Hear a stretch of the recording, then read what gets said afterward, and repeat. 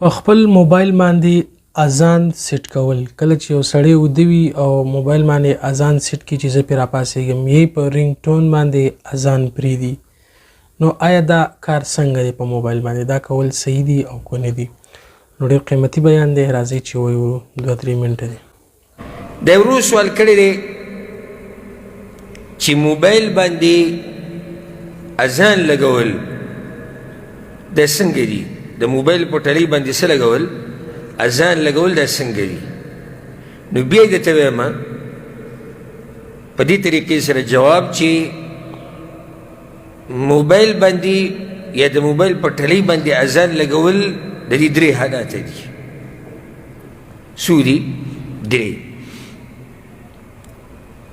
دا لګول د ټلیفون په ټلۍ باندې کوم کال چې تا ته راځي، څوک چې تا ته رینګ کوي، هغه ټلۍ په ځای باندې اذان لګول، یو دا حل. 2 د مانځه په وخت کې چې کله د اذان وخت شي، دغه ټیم کې دا موبایل داسې په ټیم کول چې دغه ټیم کې اذان پې لګي. 2 دا حل. 3 د راپاڅېدو دپاره، د خوب نه د راپاڅېدو دپاره ځان ته موبایل په ټیم کول، د مانځه دپاره یا د کار دپاره، هر څه دپاره په دې اذان لګول. څو حالات شو؟ 3. اولنی حال چې دا دی چې عامه ټلۍ باندې اذان لګول، چې تا ته ټلیفون نه ځي نو تا ته به اذان غږېږي، دا نه دي جایز. ولې؟ ځکه چې دې کې د الله د توحید، د الله د نوم، د شهادت او د دې الفاظو سپکاوی دی. اذان دې دپاره خو نه دی چې ته یې په ټلۍ ولګوه، تا ته به راځي او ته یې منځ کې کټ کوه او بیا به راځي او ته یې کټ کوه، کله په باتروم کې راشي او کله په ګناه په ځای کې ناست او اذان راشي. دې دپاره خو نه دی اذان.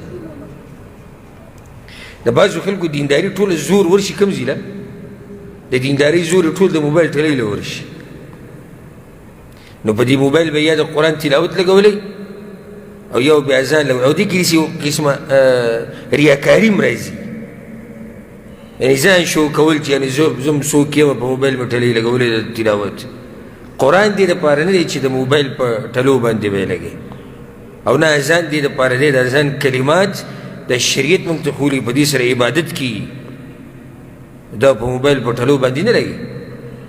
دا اولنی حال شو. 2 حال دا دی د اذان په وخت کې موبایل کې داسې پروګرام اچول چې د اذان په وخت کې اذان کوي، دا جایز دی. ځکه چې اذان خو دې دپاره چې تا ته د منځه وخت معلوم شي، او دا بلکل د اذان په وخت کې تا ته اذان کوي، نو په دې کې څه حرج نشته. 3 حال کوم یو دی؟